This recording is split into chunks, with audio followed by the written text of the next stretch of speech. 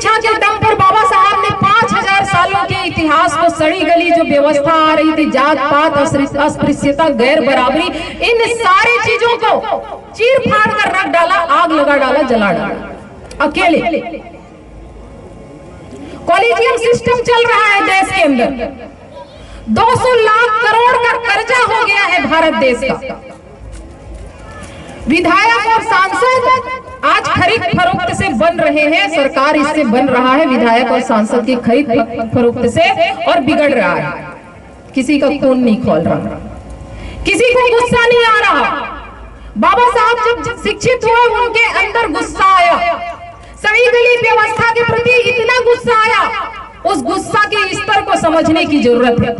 इतना गुस्सा आया कि भारत का संविधान लिख डाला, इतना गुस्सा आया कि 5000 साल से चली आ रही परंपरा को तहस नहस कर डाला।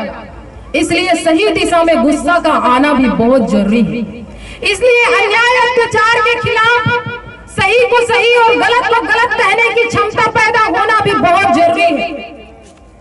देश की जनता को एक समान शिक्षा, रोजगार, हर हाथ को काम, अच्छा माहौल, ये मुहैया कराने के बजाय 1 रुपया किलो राशन, 1 रुपया किलो चावल, 5 किलो राशन, हर महिला के अकाउंट में हर महीने 1000 रुपया, ये देकर पंगु बनाया जा रहा है, भ्रष्टाचार को बढ़ावा दिया जा रहा है। उसके बावजूद हमारा खून नहीं खौल रहा, उसके बावजूद हमारा खून नहीं खौल रहा, गुस्सा नहीं आ रहा। बाबा साहब ने संविधान में अपनी प्रस्तावना में अगली पंक्ति में लिखा, भारत को एक संपूर्ण प्रभुत्व संपन्न समाजवादी धर्मनिरपेक्ष लोकतंत्रात्मक गणराज्य बनाने के लिए, कैसा गणराज्य? लोकतंत्रात्मक गणराज्य बनाने के लिए।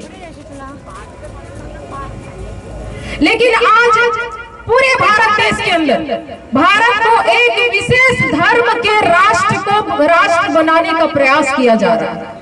इस विशेष धर्म पर आधारित राष्ट्र बनाने का प्रयास किया जा रहा है। मेरी चिंता ये है, अगर ऐसा हुआ तो क्या हम भारत के लोग बन पाएंगे? क्या हम भारत के लोग बन पाएंगे? क्या हम धर्मनिरपेक्ष लोकतंत्रात्मक गणराज्य की सुरक्षा कर पाएंगे? नहीं कर पाएंगे। बाबा साहब ने कहा उससे पहले एक सवाल, बाबा साहब का अंतिम पश्चाताप क्या था? अंतिम पश्चाताप क्या था? बाबा साहब का अंतिम पश्चाताप था कि मुझे पढ़े लिखे लोगों ने धोखा दिया। जिन पढ़े लिखे शिक्षित लोग जो नौकरी में आए थे, जो पढ़े लिखे शिक्षित हो पाए थे, उनसे बाबा साहब की उम्मीद थी कि ये बाबा साहब के कारवां को आगे बढ़ाने का काम करेंगे, लेकिन ऐसा नहीं हो पाया। नौकरी में आने के बाद सब नौकरी चाकरी चमचगी और दलाली में लग गए। ये देखकर 18 मार्च सन 1956 को बाबा साहब आगरा के रामलीला मैदान में रोते हुए बोले कि मुझे पढ़े लिखे लोगों ने धोखा दिया। ये बाबा साहब का अंतिम पश्चाताप था। साथियों, महापुरुषों का जो अंतिम पश्चाताप है वो बहुत महत्वपूर्ण होता है, मनन करने योग्य होता है। संत रैदास का अंतिम पश्चाताप था बेगमपुरा शहर का ना बसा पाना, ऐसा शहर जहां कोई गम ना हो। बाबा गुरु घासीदास का अंतिम पश्चाताप था जाति विहीन समाज की स्थापना न कर पाना। ऐसे ही हमारे संतों गुरुओं महापुरुषों का अंतिम पश्चाताप हमारे मनन करने का विषय है। बाबा साहब ने इसलिए ये कभी नहीं कहा कि धन्य है वो लोग जो एमएलए एमपी बन गए, धन्य है वो लोग जो आईपीएस आईएएस बन गए या मंत्री बन गए, या धन्य है वो लोग जो डॉक्टर इंजीनियर वकील या जज बन गए। बाबा साहब ने कहा कि धन्य है वो लोग जो अपने बंधुओं, अपने समाज बांधवों के बीच, जिनके बीच वो पैदा होते हैं, उनके कर्तव्यों के प्रति वो जागरूक होते हैं। बाबा साहब ने कहा कि महान है वो लोग जो अपना समय, अपनी क्षमता, अपना हुनर उनकी गुलामी से मुक्ति के लिए समर्पित कर देते हैं। बाबा साहब ने कहा कि धन्य है वो लोग जो तमाम अवरोधों, तूफान तूफानों, अड़चनों, अपमानों का मुकाबला करते हुए, खतरों का मुकाबला करते हुए गुलामों की मुक्ति के लिए तब तक डटे रहते हैं जब तक उनको मानवीय अधिकार हासिल ना हो जाए। उनको धन्य कहा। तो इसलिए जो सामाजिक, आर्थिक और राजनीतिक न्याय की लड़ाई है, जो प्रतिष्ठा और समता की, अवसर की समता की जो लड़ाई है, जो व्यक्ति की गरिमा को बनाए रखने की लड़ाई है, ये हम और आप सबको लड़ना पड़ेगा। समय बहुत कम है, मुझे अल्टीमेटम दिया जा चुका है, इसलिए बहुत फास्ट और तेजी से मैं बात को ले जा रही हूँ। 2 मिनट में मैं खत्म करूंगी। तो ये लड़ाई हमें लड़ते रहनी है, हमें क्विट नहीं करना है, क्योंकि क्विट करने का अंजाम हम आज तक भुगत रहे हैं। कैसे क्विट करने का अंजाम मैं बता रही हूँ। बाबा साहब ने जो भी जिद पाला अपने अंदर, उस जिद को वो हासिल किए। चाहे वो लंदन में पढ़ने का जिद हो, चाहे वो चौदार तालाब का पानी पीने का जिद हो, चाहे वो मंदिर में जाने का जिद हो, चाहे वो सदन में जाने का जिद हो, चाहे वो हिंदू धर्म को छोड़ने का जिद हो, हर जिद को उन्होंने पूरा किया, केवल एक जिद को छोड़ के। बाबा साहब ने अपने लोगों के जान माल की रक्षा के लिए पूना पैक्ट जो हुआ, उस जिद को छोड़ दिया।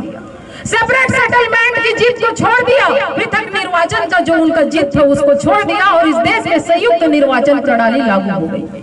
संयुक्त निर्वाचन प्रणाली की वजह से ही पूना पैक्ट जो हुआ, इस संयुक्त निर्वाचन मंडल को बाबा साहब ने पूना पैक्ट के बाद सड़ा गला उपनगर कहा, क्योंकि वो जानते थे कि इस पूना पैक्ट के बाद ही इस देश में चमचा की फौज खड़ी होगी, चमचाओं की फौज खड़ी हो गई।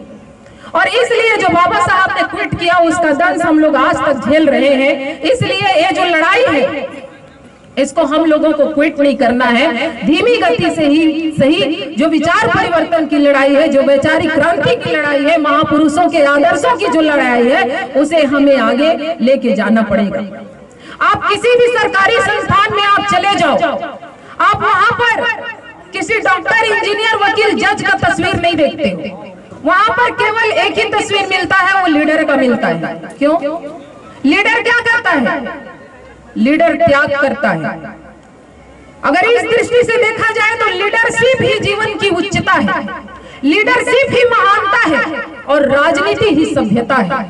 इसीलिए बाबा साहब ने कहा कि the political power is a master key, yes it is a master key by which can open all the door of progress. इसलिए राजनीति करिए मानवीय अधिकारों की रक्षा के लिए, अपने बुनियादी जरूरतों के लिए, अपने समुदाय के हक अधिकार को बचाए रखने के लिए हम सबको राजनीति आना बहुत जरूरी है। साथियों, दुनिया में सबसे महंगी जगह है शमशान घाट।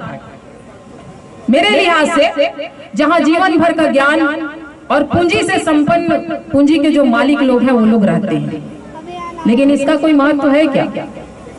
कितना भी अमीर आदमी शमशान घाट में अगर है तो इसका कोई महत्व है क्या? इसका कोई महत्व नहीं है, क्योंकि वो अपने ज्ञान को, अपने पूंजी को किसी को दे नहीं सकता, किसी को बांट नहीं सकता। हम और आप, इस बात को हम सबको आज चेक करने की जरूरत है। कहीं हमारा घर भी तो शमशान घाट में नहीं है, कहीं हमारा घर भी तो शमशान में नहीं है, जहां से हम समाज को कुछ दे नहीं सकते, जहां से हम समाज को बुद्धि, समय, हुनर, पैसा दे नहीं सकते, जहां से हम किसी के काम नहीं आ सकते। ये हमें चेक करने की जरूरत है, क्योंकि आज अगर हम अपने भविष्य, अपने भावी पीढ़ी को डिजाइन नहीं करेंगे तो कोई और आएगा और वो अपने तरीके से हमारे भविष्य को, हमारे भावी पीढ़ी को डिजाइन करने का काम जरूर करेगा। इसलिए हमें और आप सबको बाबा साहब के कारवां को समझने की जरूरत है। बाबा साहब को भगवान बना देने से, पूजा करने से बात खत्म नहीं होती है। बाबा साहब हमारे और आपकी तरह एक इंसान थे, उनको भी दर्द हुआ, उनको भी दर्द हुआ, उनके पैर में दर्द होता था। संविधान जब लिख रहे थे, पैर को ऐसे कपड़े से टांग करके संविधान लिखने का काम किए, बच्चे मरे, उसका दुख झेले, इतना दर्द को सहते हुए अगर हम सबके लिए बाबा साहब ने संविधान लिख के दिया, आजादी, स्वतंत्र भारत का निर्माण करके दिया, तो हमें उनको भगवान मान के केवल अपनी जिम्मेदारी को खत्म करने की जरूरत नहीं है। बाबा साहब के कारवां को सफल बनाना है, बाबा साहब के किए हुए बातों को, दिए हुए शिक्षा को अमल करना है, जिंदगी में उतारना है, अपने समाज के काम आने लायक बनना है, इस राष्ट्र की सुरक्षा करने लायक बनना है। साथियों, समय नहीं है, इसलिए मैं इन सब बातों के साथ आप लोगों ने मुझे आमंत्रित किया, मुझे सुना, इसके लिए मैं आप सबको बहुत बहुत धन्यवाद करती हूँ।